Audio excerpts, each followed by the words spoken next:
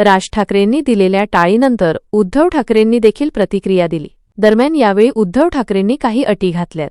दरम्यान या अटींनंतर राज ठाकरे युती करणार नसल्याचा दावा शिंदेंच्या शिवसेनेकडून करण्यात आलाय। युतीचा हा प्रस्ताव अटी शर्थींवर अडकणार तर नाही ना, असा प्रश्न उपस्थित होत आहे।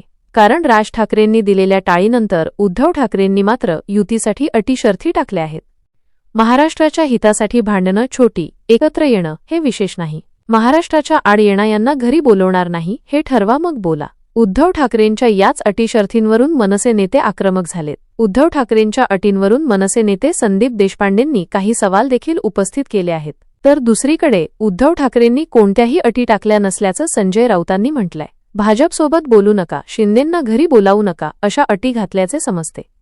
उद्धव राज ठाकरेंच्या युतीच्या चर्चेनंतर शिंदेंच्या शिवसेनेच्या नेत्यांनी देखील प्रतिक्रिया दिल्या आहेत। राज ठाकरेंना अटी शर्थींवर नमवणं सोपं नसल्याचं सामंत यांनी म्हटलं आहे। तसंही ते अटींवर युती करणार नसल्याचा दावा देखील सामंतांनी केला आहे। राज ठाकरे उद्धव ठाकरेंच्या विधानानंतर मुख्यमंत्री देवेंद्र फडणवीस यांनी देखील प्रतिक्रिया दिली होती। दरम्यान यानंतर संजय राऊतांनी फडणवीसांना टोला लगावला, तर राऊतांच्या टीकेवर शेलारांनी देखील पलटवार केला। राज ठाकरेंनी दिलेल्या प्रस्तावानंतर बंधुभेट होणार असल्याची चर्चा रंगली आहे। मात्र दुसरीकडे उद्धव ठाकरेंनी टाकलेल्या अटी शर्थींमुळे युती होण्याआधीच ती फिसकटणार का, असा प्रश्न आता उपस्थित होत आहे।